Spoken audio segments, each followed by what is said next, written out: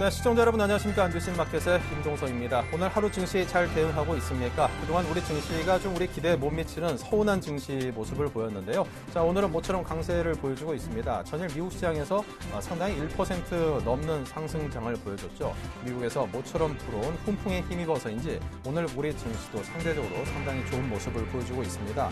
자, 지금 현재는 0.85%가 코스피가 오르면서 16포인트 이상 올랐습니다. 2020선까지 한꺼번에 훌쩍 올라선 모습인데요. 자, 오늘 전반적으로 수급적인 측면도 굉장히 좋습니다. 외국인들이 800억 원 이상의 순매수를 해줬고요. 오전장에 기관도 600억 원 이상의 쌍끌이 매수를 하면서 장중에는 1% 이상까지도 상승을 하는 그런 모습을 보였습니다.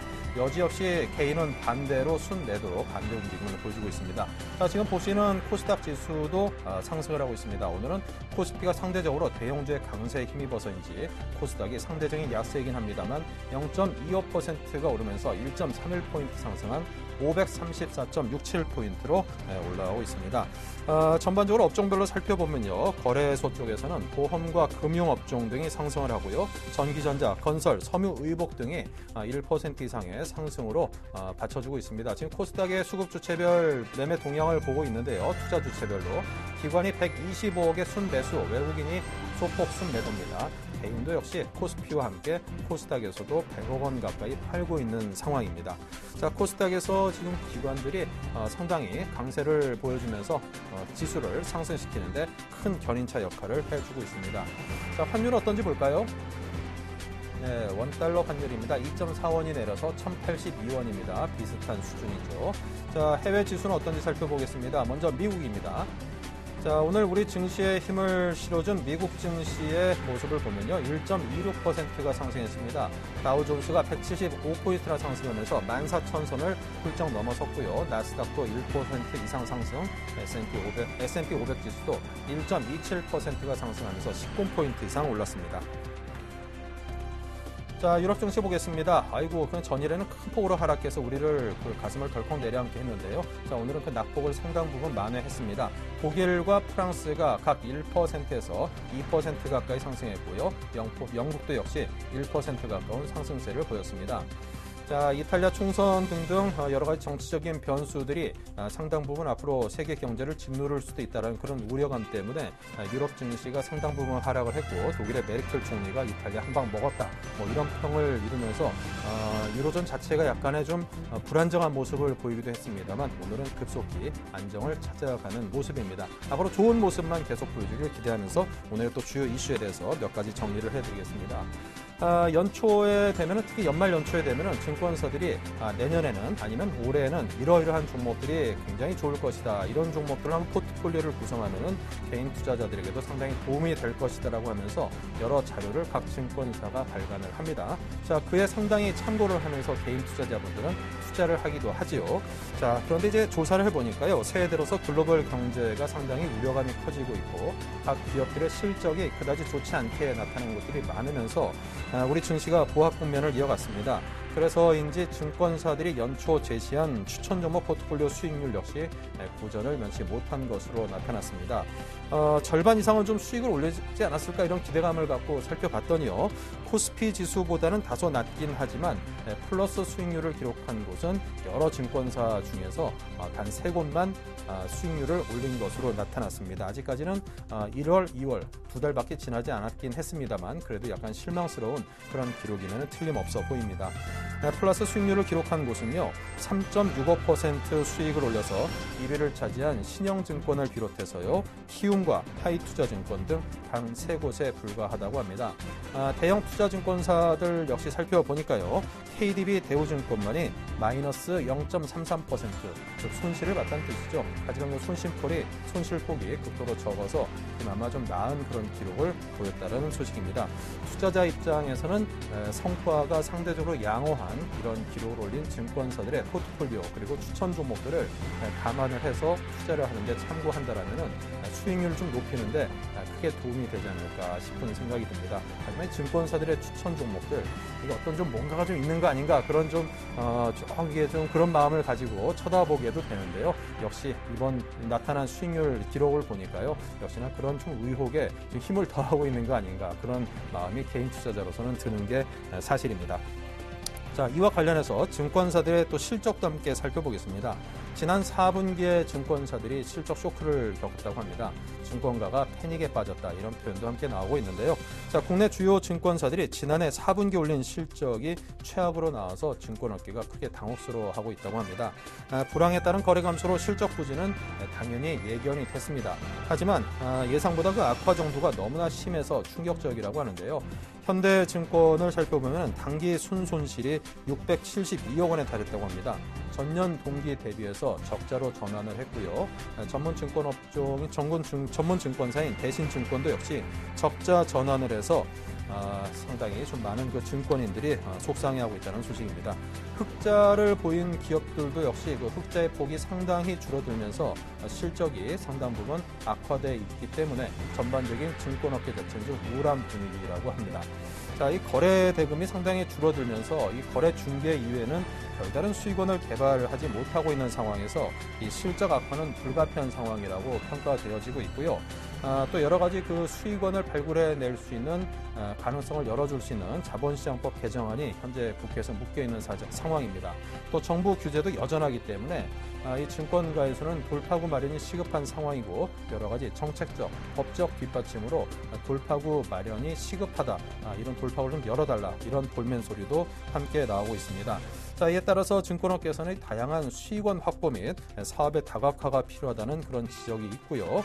또 투자자로서는 이 업계 구조 조정을 예상을 하고 지분 구조, 특히 오너들의 지분 구조가 상당히 취약한 그런 전문 증권사들이 몇 군데 있습니다. 항상 M&A 이야기가 나면 M&A 테마에 오르락 내리락 하는 그런 증권사들도 몇 개가 있는데요.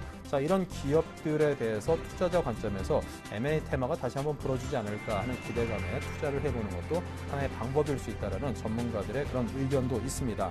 자, 증권사들 역시 이 주식을 거래하는데, 중개하는 데서 수익을 올리는 데만 그칠 것이 아니라 증권 이외에서도 여러 가지 수익원 발굴에 노력을 해야 될 것 같고요.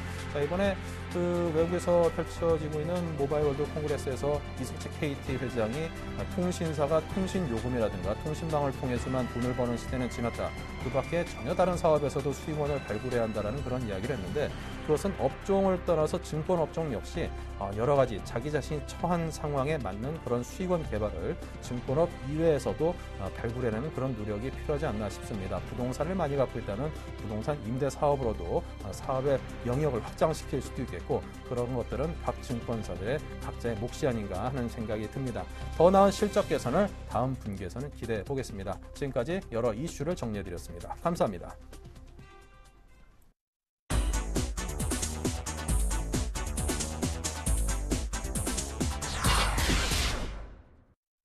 시청자 여러분 안녕하십니까? 2월 28일 뉴스인마켓입니다. 1월 광공업 생산이 5개월 만에 전월 대비 마이너스를 기록했습니다. 통계청이 발표한 1월 산업활동 동향에 따르면 1월 광공업 생산은 전월 대비 1.5% 감소했고 지난해 같은 달에 비해선 7.3% 늘었습니다. 반면 제조업 생산은 1.1% 감소했습니다. 반도체 및 부품과 영상음향통신 서비스업 등이 부진했습니다. 이에 따라 전 산업 생산은 전월 대비 0.7% 감소했습니다. 1월 제조업 평균 가동률은 78.1%로 전월 대비 0.3%포인트 줄었습니다. 국내 판매가 줄면서 재고는 전월비 0.7% 늘었습니다. 소매 판매와 설비 투자도 줄어든 것으로 나타났습니다. 개별 소비세 종류로 연초 승용차 판매가 줄어들면서 소매 판매는 전월 대비 2% 줄었습니다. 국내 설비 투자는 전월 대비 6.5%나 감소하며 석 달 연속 하락세를 이어갔습니다. 경기 국면을 예고해주는 선행지수 순환변동치는 전월 대비 0.2포인트 하락했습니다. 작년 전 세계에 몰아닥친 가뭄 등의 이상기후로 세계 곡물 생산량이 10년 만에 가장 큰 폭으로 줄었습니다. 국제금융센터와 미국 농무부에 따르면 작년 전 세계의 쌀과 밀, 옥수수, 보리 등의 곡물 생산량이 22억 4천만 톤에 그쳐 전년보다 3.1% 줄었습니다. 쌀 생산량은 전년보다 0.2% 늘었지만 밀과 기타 곡물 생산량이 3.9% 줄었습니다.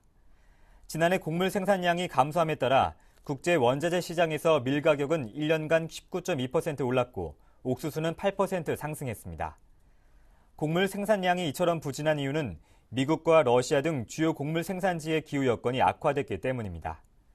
곡물 재고율이 낮은 상황에서 미국과 러시아 등의 기후 여건이 개선되지 않을 경우 곡물 가격이 급등해 곡물 파동이 재현될 수 있다는 우려가 커지고 있습니다.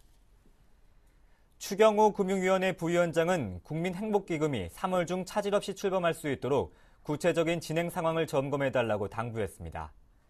추 부위원장은 28일 비상금융상황점검회의에서 대외 정치적 리스크가 커지는 만큼 금융자본시장 동향을 면밀히 모니터링하라고 지시했습니다. 이번 회의는 미국 연방정부의 예산자동 삭감이 국내 금융시장에 미치는 영향을 점검하고자 금융감독원과 합동으로 열렸습니다. 금융당국은 국제금융시장은 이탈리아 총선 직후 일시적인 영향을 받았으나 다시 미국 주가가 오르고 이탈리아 신용위험이 하락하는 등 안정을 되찾았다고 평가했습니다. 또 국내 금융시장도 별다른 동요가 없었으며 외화 차입 여건도 양호한 것으로 나타났습니다. 중국이 올해 세계 정보통신기술 분야 지출 순위에서 일본을 추월해 사상 처음으로 2위를 차지할 것이란 전망이 나왔습니다. 독일 연방정보통신 미디어협회는 현지 시간으로 27일 발표한 보고서에서 2013년 세계 IT 분야 지출이 지난해에 비해 5.1%로 늘어 2조 7천억 유로, 우리 돈으로 약 293조 3천억 원에 이를 것으로 예상했습니다. 나라별로는 중국이 일본을 제치고 세계에서 미국 다음으로 IT 분야 지출을 많이 하는 나라가 될 것이라고 전망됐습니다. 중국의 올해 세계 IT 시장 점유율은 9.5%로 처음으로 일본을 앞지를 것으로 예상됩니다. 올해 IT 분야 지출 규모가 가장 빠르게 늘어날 것으로 예상되는 국가는 인도와 브라질, 중국 등 신흥경제국들이 차지했습니다. 이어서 오늘의 기업 뉴스를 전해드립니다. 롯데마트는 인도네시아 자카르타 생카르 지역에 새 매장을 개장합니다. 이로써 인도네시아 내 롯데마트 매장은 32개로 늘었습니다. 롯데마트의 전체 해외 매장은 중국 105개, 베트남 4개를 포함해 141개가 됐습니다. 다음 커뮤니케이션은 다음 달 2일부터 20일 열리는 2013 월드 베이스볼 클래식의 전 경기를 모바일 특집 페이지에서 생중계합니다. 접속 환경이나 기기 사양에 따라 일반과 고화질, HD 고화질 중 선택해 신청할 수 있으며 경기 일정 및 진행 상황 등 다양한 정보를 제공합니다. SK텔레콤은 스페인 바르셀로나에서 열리고 있는 세계 최대 이동통신 전시회 모바일 월드 콩그레스에서 새로운 성장 동력 사업으로 건강관리 사업을 본격화한다고 현지 시간으로 28일 발표했습니다. SKT는 올해부터 건강관리 서비스와 스마트 병원 솔루션, 의료용 체외 진단기기 개발 등 3가지 전략 분야를 선정해 사업화하기로 했습니다. 현대자동차의 아반떼, 중국 현지명 위에둥이 100만 대 판매 기록을 세웠습니다. 중국 합자법인인 베이징 현대의 현지 전략차종 위에둥이 2008년 4월 첫 선을 보인 후 4년 10개월 만인 이달 26일 누적 판매 100만 대를 돌파했다고 밝혔습니다. 위에둥이 중국에서 인기를 얻고 있는 것은 중국인의 기호와 감성 등을 적극 반영해 디자인했기 때문으로 풀이됩니다.